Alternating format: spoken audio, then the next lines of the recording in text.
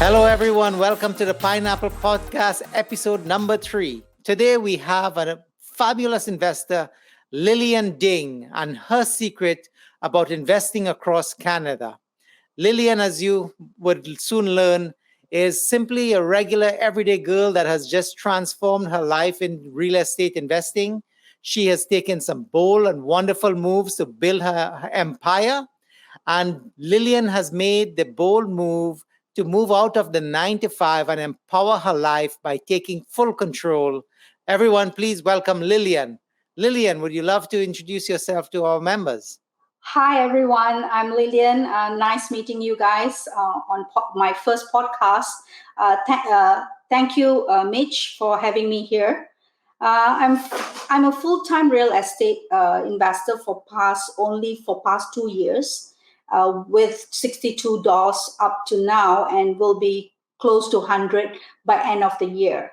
My background is been in corporate life for past 26 years, and before I realized I can no longer work for people who or having an active business where you actually work for your customers are the corporate and government. I do have some active business while working in corporate, and it restrict me 9 to 5. I need to, even though your client is your customer, so you need to you still work for 9 to 5. So I was trying to escape from that so that I can do things the way I want to do, when I want to do, and what I want to do. Because in an organization, you are restricted on a lot of policy standards that you need to follow. So that restrict me, and I don't like that, because I always think outside of the box, and I always want to be innovative. Organizations do talk about innovations, but when it comes to people really want to break the rule, it's such a very hard process that, when you work for people, you can't do things that what you want to do to achieve certain goals. And that makes me always in my mind that I want to do something. I tried active business in IT, and but you still report back to your client. You still report back to the 9 to 5. You need to have your employees. You need to go to your office to run your business. So that is not what I was looking for, and I want to be free. And that's where I found, even though my experience in real estate, I bought my first property when I was 19 years old. 19 years old. Wow. Yeah, that's for my parents though. So we along with my sister. But I never thought real estate is a business. I never thought real estate can be a income producer. It's always been an asset to keep for your future. Yes. So that is what I've been told. Even though I've helped, when I was 21 years old, I helped my aunt to do a refinance when she's stuck in a business, and she had a commercial building and she did not know how to run her business. I actually straight walked into a bank when I was still in college, and I don't know anything about finance that time. And I just walk in, just bluntly, I said, "Hey, my aunt having trouble. Can you please help me?" And this guy was like, "How old are you? Why are you coming here?" He was so shocked because I'm on first year college and I'm asking for 400 grand, which I don't even have any earnings that time. So it's like I said, my aunt need help. Can you borrow some, lend Yes. money to us, Okay. So that was my story in real estate. But why I come from corporate Mm-hmm. to the real estate is just because I feel that I'll be free to do what I want to do, and that is, and where I want to do, and to achieve my goal in terms of being free. Yeah. Absolutely. So your introduction or your way into real estate is truly aiming for freedom, which is what many people in the real estate world is looking at. And I must say, while we sort of look at it and we say, look, 9 to 5 has restrictions, in the early part of your years, you do need that. You do need to have that income coming in, your career choices, but there are limitations, especially when it comes to freedom and it comes to income. And as you rightly pointed out, real estate is one of the investment vehicles that allows people to really break through into financial freedom and time freedom, because now you can work on your own time, you can put a team in place. But I love that you're sharing with me that you started, your first sort of uh, venture into it was at 19 years old. So you got an early taste for what real estate is. And so while you're working through your career path, I guess that has always stayed with you, right? Because again, now you're realizing It's that been it's my bigger. passion. Real estate has been my passion, but I've never realized it as a career. It's as a career or as a way of earning money. It's just a passion to own it Right, more right. than making it into Mhm. your income stream. So that is not the way I have looked at it until in fact 2 years ago, which that's where I realized that I can become a real the moment the day that I realized that I can make this as an income stream, you won't believe, Mitch. Yeah, I yeah. I sign up, and the next day itself, I'm a full-time real estate investor. Wow.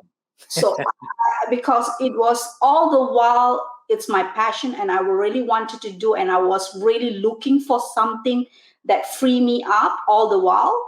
And Hmm, hmm. I made the decision within 24 hours. The next day, I'm already in, and I'm willing to give up my career, everything, just for this. Yeah. Okay, I want to spend some time on this, Lillian. What you're bringing up here is really it's the mindset at the end of the day that allows you to make. Look at what you're telling me. You made that decision and you kept to the commitment of your decision to break free and get into this space because you know you wanted it. So what was the shift? What was the trigger that made you feel definite that this is what I'm doing and I'm not looking back? I don't have uncertainties. I'm going to push myself past fears, uncertainties, and everything else because you know that there's something at the end of it that you're looking at. What was the mind shift, or what is it that made you say, "Hey, I'm going for my freedom. I'm going for what I want in the real estate world"? This has been like I've been looking for freedom not only now, because when I was uh, 25 years old, my goal was achieve. I need to achieve $1 million before that was my goal, and Ah, I already set my goal. When I reach my 30, I need to have $1 million in my hand, and I did achieve through my corporate life, through my I do work very hard, and I do achieve that. So in terms of earnings, and in terms of me setting a goal and achieving, it's I can do it. I can make myself. I have the willpower to push myself to extend to achieve things that I want. But the only thing, even though you achieve a million of what your earnings is, you can't uh, con- I mean, keep it as that's not enough. yes.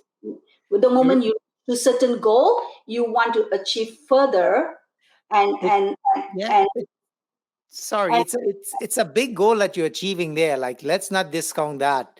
To yes, of set a course. goal like that and Of then to course, that's what achieve I, it. I wanted to say. The experience I gained from corporate, I don't want to get this wrong, that people saying that working is wrong.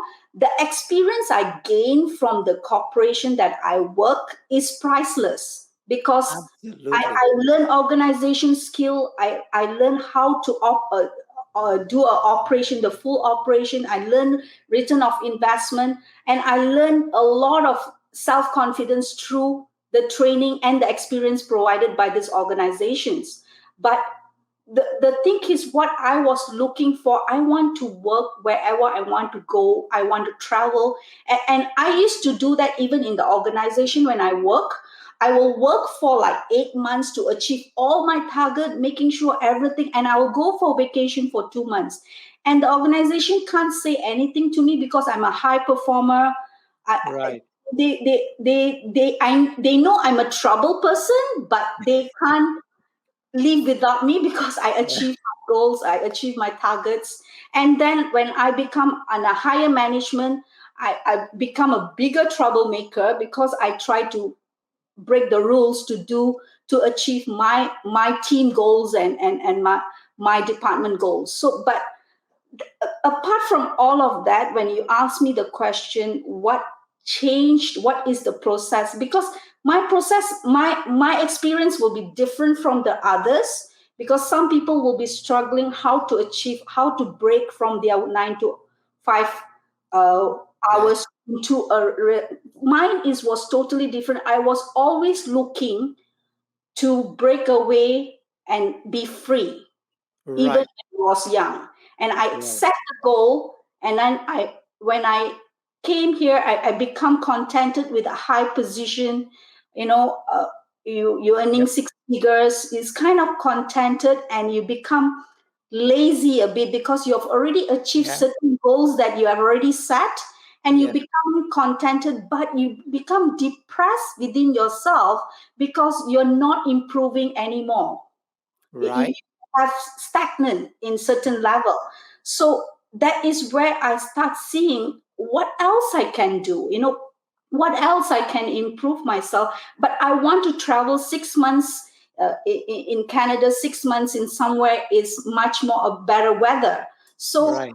um, that was my another goal, and I want to spend more time with my family.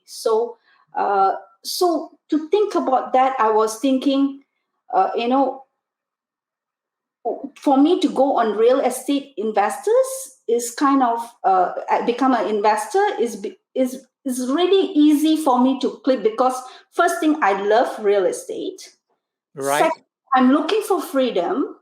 Yes. And my dad was just passed away, and I spent a lot of time, the time period for me to make a decision, that is the trigger. And when Right. I attended Keyspire session, that's where Yeah. I start realizing, oh my God, there is so much things that we are doing wrong. Right. Because I've been investing in real estate uh, Yes. since 19, and we had like 8 doors in Vancouver already that time. But we Right. didn't try to go, and I didn't see that as a business. But the moment I attended Keyspire session for 3 days, I realized, oh my God, this been all whatever I was doing, all is what I could have done it better. Yes. And this is way how you can actually make money in terms of a lot of strategies they were sharing. And it was, and with my business mind and operational background, it triggers everything. I can see the whole picture, how I want to achieve.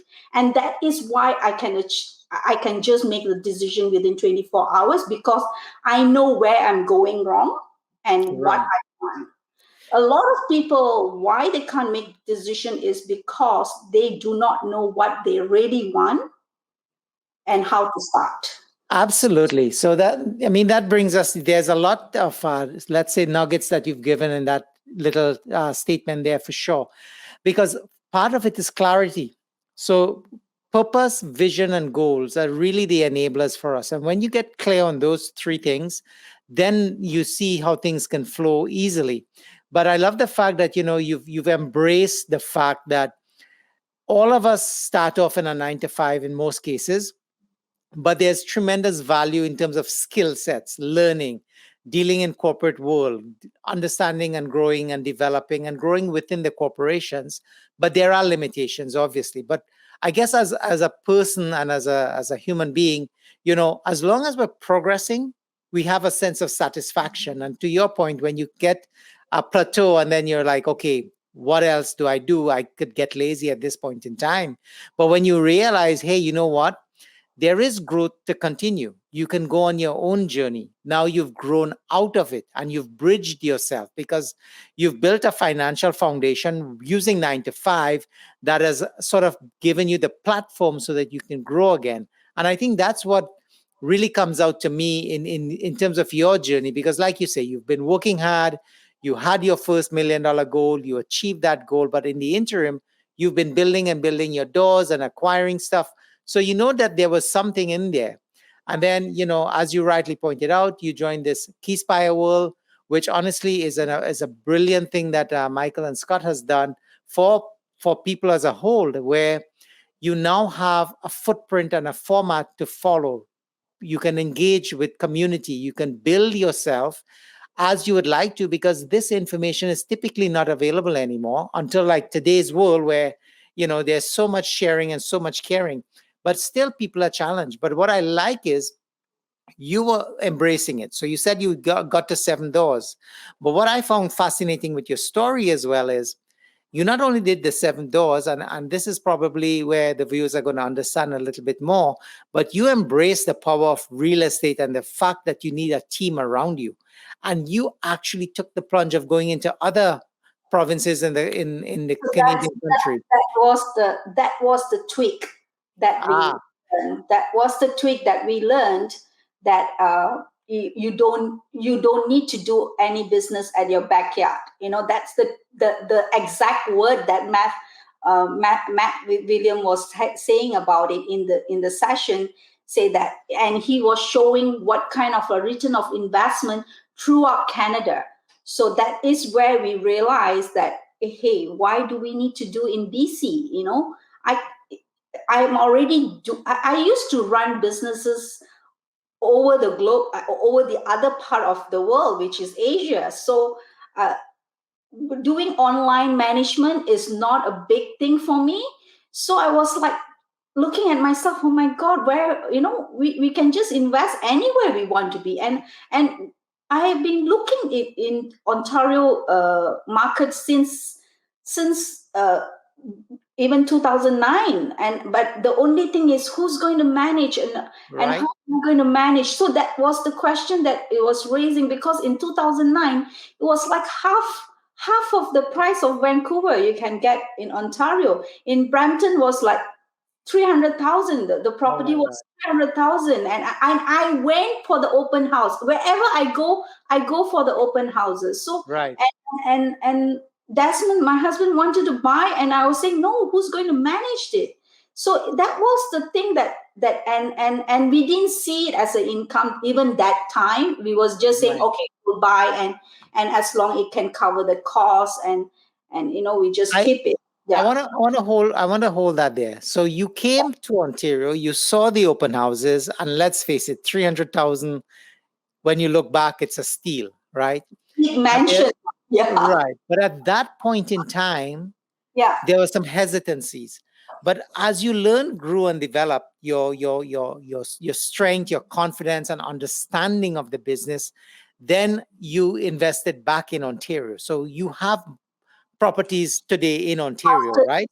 Keyspire, yeah. Yeah. The first property we bought after Keyspire is Ontario, which Right. is Windsor. So I just want to connect with people that it's okay when you're feeling that nervousness at whatever point in time in your life, because you're going to learn.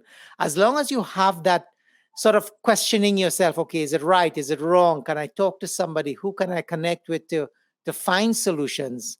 Then you are going to grow. So back then, it wasn't the time. Then you learned some more, you got more information, you got confidence, and then you came back into the market. And today you're in the market of Ontario. What we did is, after Keyspire, the next day itself, we put one property that is not cash flowing for sale, Yes. immediately for sale, and Mhm. and that area, why it justified us, because it was a really high end area Right.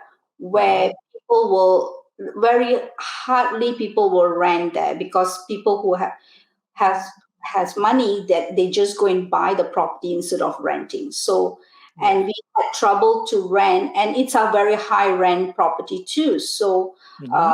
so what we did is, we don't want to have that exposure. We just put for sale, and then start looking for property in Ontario. So that is what the immediate step we did. So we signed in, I think, late September 2019, Yeah. and then my house was for sale in by end of September. We already Mhm. for sale, Right. and we sold it in October the 15th, I think. Right. And we put an offer in November in Windsor. Right. And I think we closed. I think the close was a bit slow because I think it was in January, late January. So that was the. So we start having the first investment property after signing Kispire was in 1st of January. So I mean January within. I'm not sure about the dates, but it's January. Right. Okay, so that's brilliant. So you basically you took the plunge into a different market. You said, "I'm doing this," and now, what other markets in Canada are you in? So after the first one, we signed immediately to another city, even in Ontario. Yes. 2 more, Right. and then we went to St. John in January. After Ontario, right away, we flew down to St. John and we spent some time. We want to understand the market because Ontario market I've been watching, but Yes. St. John was not. New Brunswick, St. John, Right. we are not sure about the market. So we went there and spent at least around 3 weeks in New Brunswick to understand the market, walk all the streets, making sure we know where we are investing, the areas, we understand the area. And then we put a few offers. We it was a multiple offers. We cannot get it through. And we was keep on trying until we got a deal in February. And due to COVID, we closed it in July. Right. So here's one of the beautiful things you're sharing with us, and I really want to capture that for our viewers and even for myself. You're taking action, and it seems so natural to you now. You realize you said, "Okay, I hopped into a plane, went into Ontario, checked out the market, bought some properties, hopped into another plane, went into St. John, checked out the market for 3 weeks, and made some purchases." Taking action at that level always translates into results. Yeah. Now, the beautiful thing is we've realized that you don't actually have to always show up in the market to make a purchase, but the fact that you committed to it, you went, you saw, you had the vibe, you felt about it. But what I love is the action taking. I think that's a critical component for this. But like you say, you created the discipline in your corporate life because you had big responsibilities, and so the discipline is there. Now you flip that discipline into building your own business. So what was the experience in St. John? Are you still in that market? Yes, I'm still in the market, but I'm kind of slowed down because we already have, I think, I'm out of count. Maybe it's around 8 buildings we have right now. Yeah. And the market is too hot, and I don't like to be bidding in Bidding wars. bidding wars. First Right. thing, I feel that we are killing the market for investors by putting a higher price, and it's going to be tough for renters to cope up with the price that we are buying. So because my other goal is I also want to provide affordable homes for people. So when you want to do that, I can't be buying at a high price and still providing an affordable home with some profit in mind. So I don't go the moment they say, oh, they're waiting for more. They don't give you a time to put an offer. I always tell my agent, I say, no, I'm not in that. I always look for deals which is fall through, deals are not there, or I can improve, because my experience on my corporate is also rationalizing business processes and making business which is not making money. I make it. I make the operational work, and then rationalizing the business and making it profitable. So I have that experience, so I can see certain properties that underperforming. So my goal is I'm looking at for underperforming properties in order to make it perform well. So if I'm buying at high price, even if it's underperforming, there's certain way there is a break even point that you can't make the return of investments, and it's going to be tough. If even though St. John said you can increase St. John Market, you can increase your rent, but you need to see the capability of people's earnings, Right.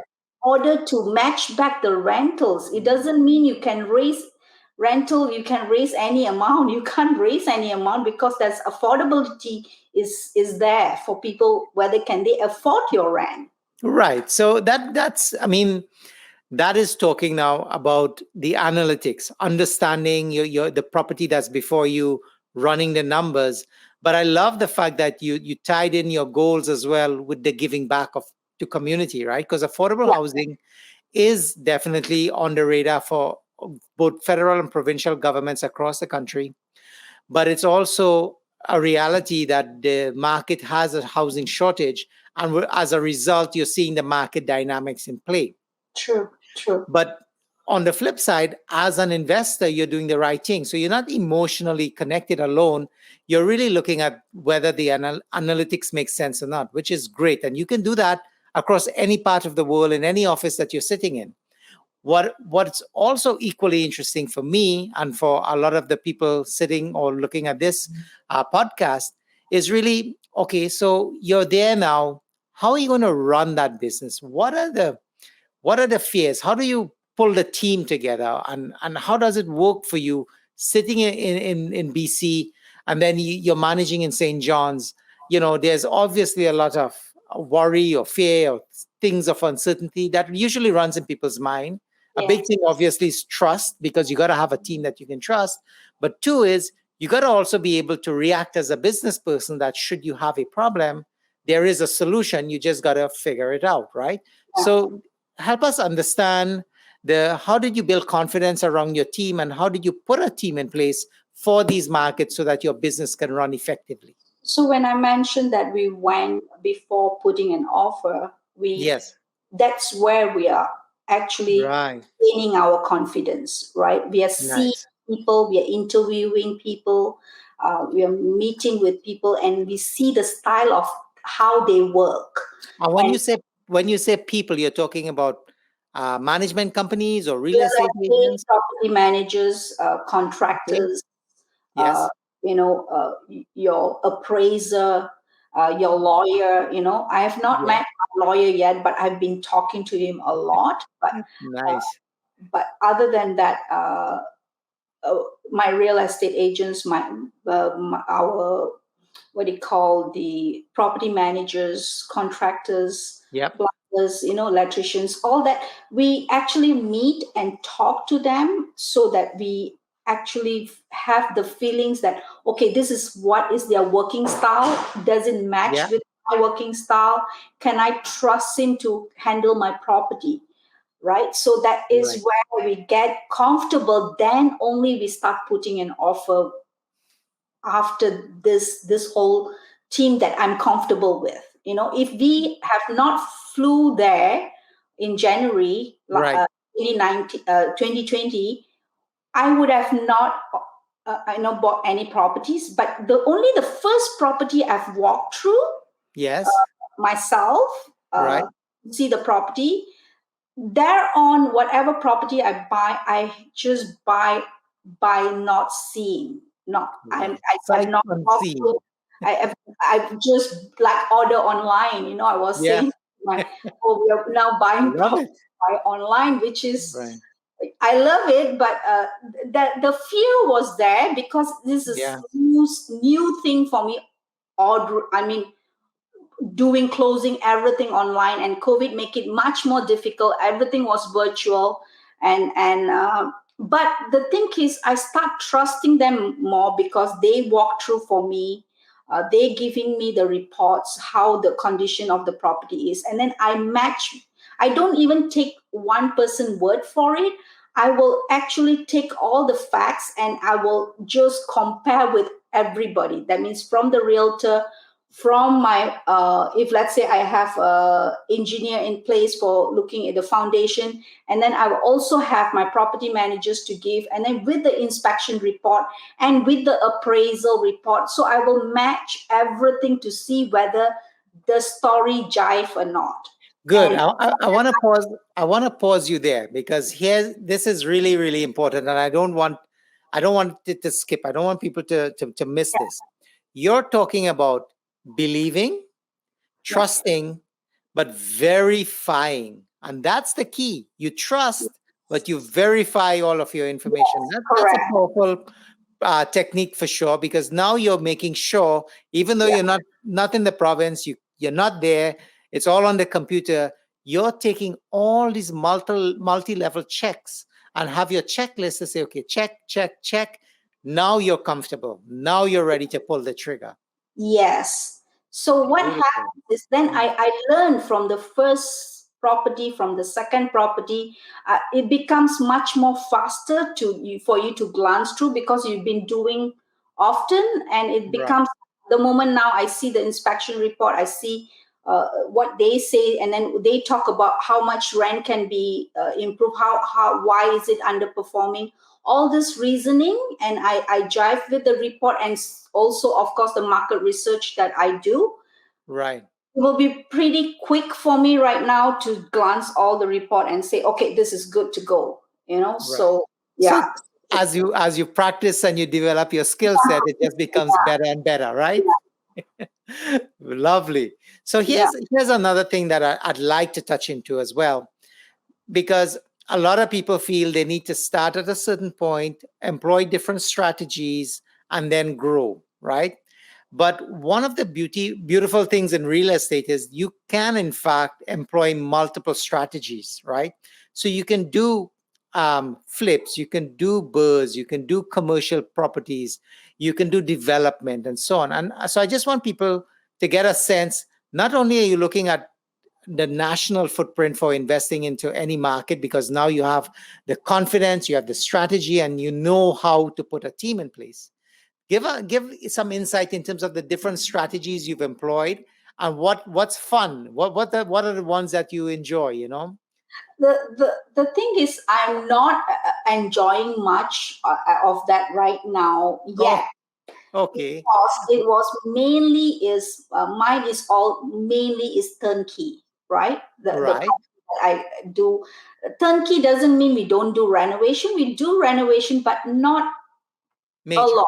Not major major changes, and I'm not going to change the entire look of the property, or no. It's mainly how we are providing housing for people in a main city, and it's a very reasonable, and my strategy is clean and safe. That is Right. that kind of property that I'm providing. I'm not going to give them a top notch kind of quality that is people are looking for executive rentals or whatever. No, we are providing homes for people who are in the main city, and it's multi-family properties, right? So when multi-family properties, there will be a lot of turnovers in the main cities. So I'm just providing safety and clean properties for people.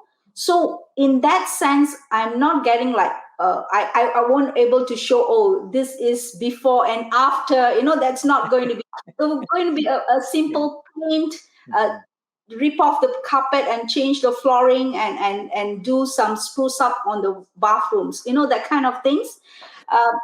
But my main strategy is at this moment buy and hold mainly, because I don't like to sell any of my properties. Okay.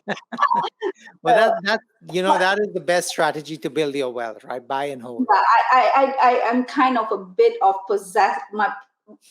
I'm very possessive of my own properties. So it's my husband used to say that, oh my God, I'm really obsessed with properties. So the thing is, that's why I like to buy and hold. Doesn't mean that I won't sell. I will sell right now.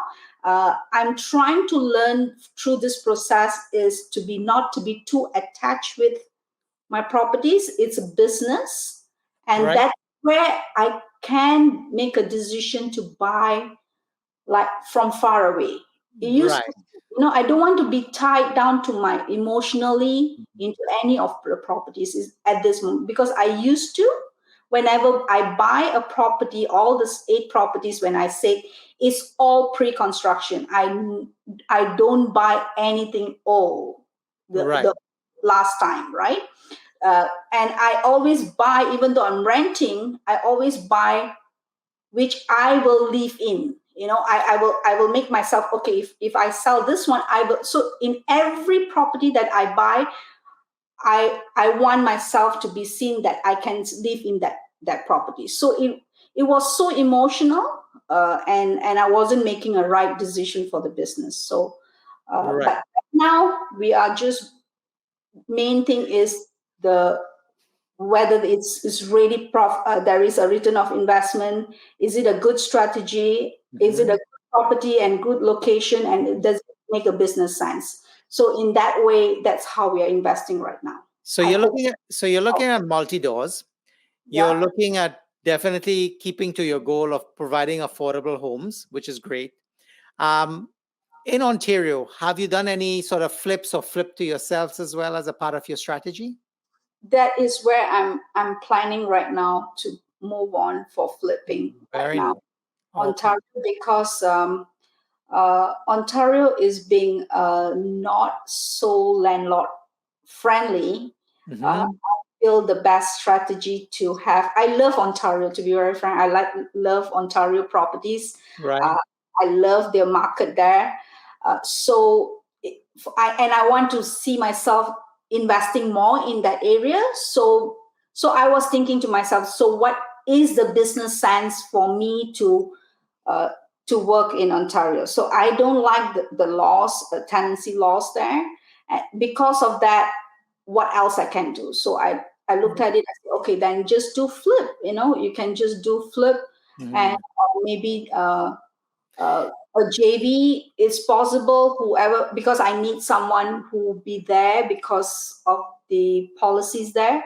So due to that, I kind of slowed down a bit, but I'm still in a planning that I will be doing flips over Right. there. So you're in the planning stage basically of understanding what is your strategies, because I play a lot in the Ontario market. In fact, we have a beautiful project on the go in Hamilton as well, where we're going to convert a centuries old building into eight condo lofts. And I'm actually working with Judy Parry on that one. Oh, But wow. these are some of the cool opportunities for sure. But what I love with you is that you know you embrace every market and you look at it strategically from an ROI perspective, from a team perspective, and from a strategy perspective in terms of what are the limitations for me in this market and how do I overcome it. And this is a really important key that you've just shared with us, right? Because challenges are in every market, but your approach is not okay. It's not landlord friendly. I'm looking to go back to Alberta or New Brunswick, wherever. You're actually saying it's not landlord friendly. So, what is a strategy that's going to work for me that allows me to grow my business? Different mindset, different approach. And this is the beauty with when you have clarity on your goals and you know your end game, right? So, I just wanted to make sure that I bring that to people. The other beautiful thing is, like we've talked about, so you're in Ontario, you're in St. John's. I believe, what else are you working on? I believe you're in the Alberta market as well. Yes, in Alberta, we went Oh, in March so for tell us what's going on in Alberta in your world of real estate. lockdown. When lockdown, I was very frustrated. Or else I would have traveled the whole Canada if it's not Nice. locked down, because that Yeah. was on that particular mood. When I took the journey in January, we want to travel in every market and feel Right. the market. We want to have the feeling of the market. Yes. Uh, so that is the. But since lockdown, I've been just focusing with St. John and Ontario, because that's what we knew, and we don't want to go anywhere which we are not sure about. So, but we always kept eye on Alberta and seeing whether can we really invest there. But we've been waiting for a right timing, and Right. right timing came when my my family said, oh, they want to go for a holiday for a road trip. So Ah, I said, okay, I will steal some time from y'all and do my research in Alberta. love it. And Love we it. went to Banff, and the kids enjoyed. And then we went, myself Yeah, and my husband went for a really our own, and they start working online. right, Online, right. so, okay, stay in Alberta and just work online, and we will do our work. Yeah, So we spent some times there and start feeling. We did an AFS deal in Caroline, Alberta, which is outside of yeah, Washington, uh, right, and near Red Deer, and it's kind of a good deal. It's a fourplex. We got four building of fourplex. We assigned two of them, and we got two ourselves, which is right, 4 times 2 is 8 plexes, and right, uh, and then we start looking into another property, which is a 6 plex in Forestburg. Meanwhile, right, was looking at another property, right? The same owner as a was a motel, and the moment I saw the motel, it just clicked because we've been looking like since Join Kispire, I've been trying to do some affordable home project, but BC is not the place, and Ontario also is not the place, and St. John is too far for me to be involved in a big right. project. So Okay. I always wanted to do in BC, but the price doesn't allow us to do. So when I saw the motel, the first thing it clicked in my mind, oh, this is an affordable home project. It doesn't comes to me, oh, am I going to run a motel? I didn't even think about it. It straight struck my eye, and I Right. Well, let's hold it there. So you saw a motel, yeah, and I love the way your mind works, because most other people would say it's a motel. We yeah, gotta put a manager in there. You gotta clean the rooms, get a cleaning service, and you're seeing opportunities of building out apartments. Is that right? correct. So it was, Beautiful. So tell yeah. us about this property and this deal. So this is a 25-room motel, How and many? 25 rooms. 25 rooms. Oh, okay. This is a nice size hotel. Hotel with a Motel. guest house of Yeah. 3-bedroom guest house. So Oh, and it was only going for 299,000, and it wow. in the market for more than, I think was Mm, more than 120 days. right. So I looked at it, and I went and I start since I was looking at the sixplex, it's the same owner who's selling that property. So that sixplex is also selling for the same price as 299. I put an offer straight away on the apartment sixplex because the rental was grossing at 5,200 a month, and Right. it's fully occupied, and it's an area that it's uh, it's in waiting list for rentals. Right. So I immediately decided to put an offer on the sixplex, and then I told them I might be considering with the motel, but I really need to really work it out and see. I need to do some studies. Didn't want to put an offer yet, and I know nobody's going to put an offer because it's quite far away. It's 2 hours away from Edmonton, and it's Right. quite a long drive. Okay. So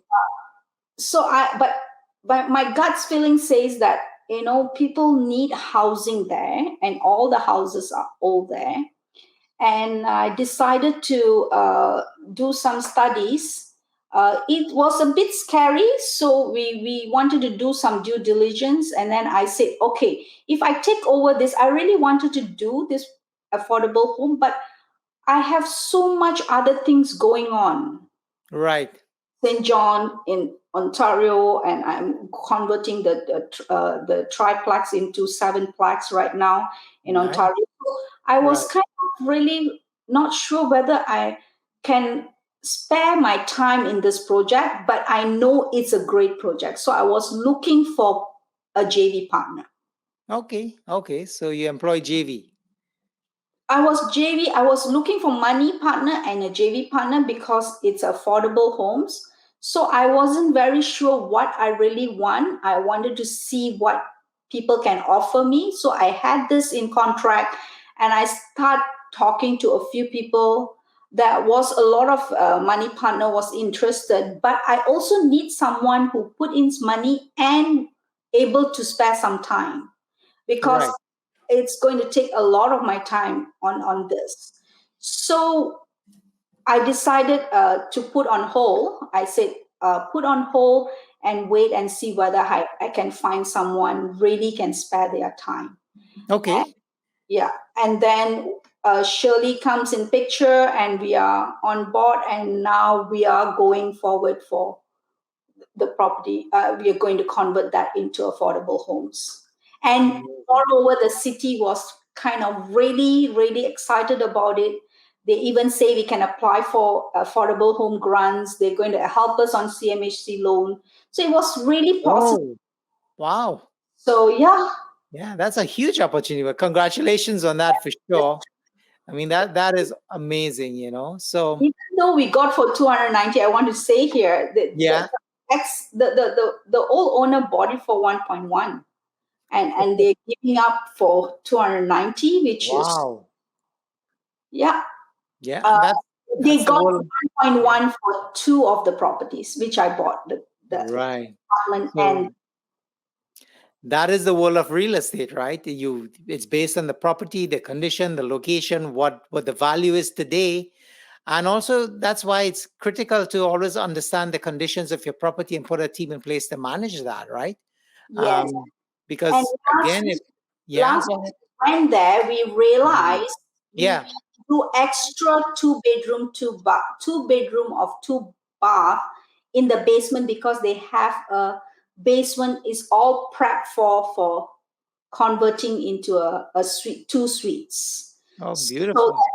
and the condition was perfect. We might even change our plan on a renovation, because the bones of the building is so strong, and everything else is really good. We just need to spruce up the building. So that's it. Yeah. Wonderful. Well, that sounds like an amazing project. But again, you know, it's funny how these things work because you're sort of clear on your goals. You're putting yourself out there. You're taking action and massive action. And congratulations, by the way. Just the fact that you can be brave enough to do these things and just go with the flow is amazing. But what I love is you've engaged the law of attraction like nobody else has done, because these things are just lining up for you and they're all delivering the goal that you put out there, which is to get to affordable housing. And now you have the city in that area or the town in that area supporting these things. And these are things that are unplanned. They're just showing up in your life because that's the journey you're on, you know? So, Lily, I want to really thank you very much for sharing your story with our viewers today, and sharing with me. I love learning the story. But, you know, I just want to capture a few things with you as well for our viewers, especially the people who are now getting into the journey of real estate and trying to figure themselves out, you know, going into other markets far from home. It's a big decision for a lot of people. So, you know, if you can give us three tips or three techniques or three secrets that you use to sort of, how do you quickly make a decision to make an offer on a deal? How do you put a team in place? And if you have a little bit of a problem, how do you deal with these problems? Or what are some of the things you can do to sort of make a backup plan? Okay, so to make the decision that a lot of, especially for BC people, to go out from their comfort zone from Yeah. where we are, because I had a nightmare when I went to Ontario in Windsor. Okay, so you need to change your mindset. It's not that you going to stay in that property. You are Right. actually providing homes for the people in that community, that they are used to that kind of environment.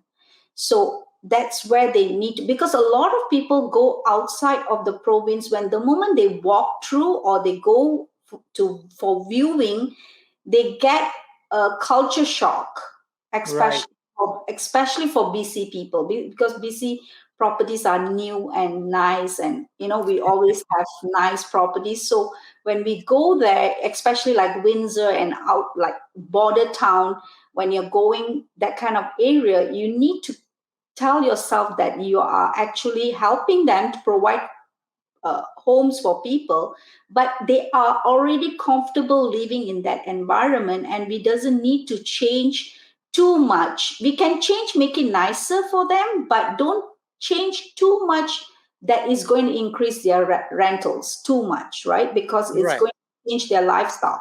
So that's where I would like to put my two cents of word here, because I do not want people to overblow the renovation budget and increase their rent. Right. That is what I like to say. And the comfort level, how your confident level is, it's differ from everybody because of your past experience and all that. It is differ. Not everybody can make a decision fast, but just focus in your goal and be very, very precise and be truthful to yourself. What that you able to achieve your goal as your time that you have planned. That is the main goal, is when you're truthful to yourself and you answer truthful to yourself, you will know you might not able to do it in your own market, and you need to go over there at other market to see whether it's visible or not. And what makes the difference whether you're going to put $1 here or another dollar there is the same dollar that you're going to put in, but if the returns is much more higher there, it's make more business sense, for return of investment in. And it's like buying shares. When you're buying a share, do you know exactly what is going to happen? No, but you are just putting your money in this shares or the other shares, but it's the same value. But if the return of investment is higher, you will go into a different shares. So it's exactly the same. This is exactly the same, that you're going into a different market and you're just investing into the different market. Building a team, you have to be comfortable in building a team, or just pass to a professional to handle it. And you handle that professionals. That's all you can do for starting, especially people who start. They need to learn or JV with someone who have done and achieved this, and then learn from them how they are managing it. So that I would advise that to gain more confidence by doing that. Just try to work with investors, JV with investors, spare some time with them, spend some time and go through the whole process so they gain some confidence in doing it. Lillian, thank you so much. Those are invaluable insights. So basically, understand the culture that you're coming into, make smart decisions on how you're going to invest in the property so you don't overdevelop or underdevelop. Be strong and confident in yourself, and be brave to build a team and understand that if they're not working, you can make changes. And I also want to say a personal congratulations. I mean, you've embraced your journey in real estate, and it's amazing to see that you've taken your investments within BC from $8, and by going out across the country and nationally investing, you've been able to grow to $86, and you're on a journey to hit 100 in the near future. So Lillian, thank you so much for sharing. I think you've brought a lot of value to myself and to our viewers today. And we wish you absolute success as you go through your journey in life. Thank you. Thank you. I answer all your questions and meet your objective here. Yes, you have. You know what? To me, sharing is the biggest opportunity from people who are doing it. It's basically taking everyday people who are doing extraordinary things, and that's exactly who you are. Yeah. And for those of our viewers who are looking in, if ever you want to connect with Lillian, she's always happy to share her story and give some little pointers and stuff. So we'll put her contact information in the comment section below. And again, our podcast is available on YouTube, Spotify, Apple, and wherever else you listen to your podcast. Thank you, everybody. Have a great day. Thank you. Thank you, Mitch, for having me here. Bye. Thank you, Lillian. Bye, everyone. Okay, beautiful. Bye-bye. Bye.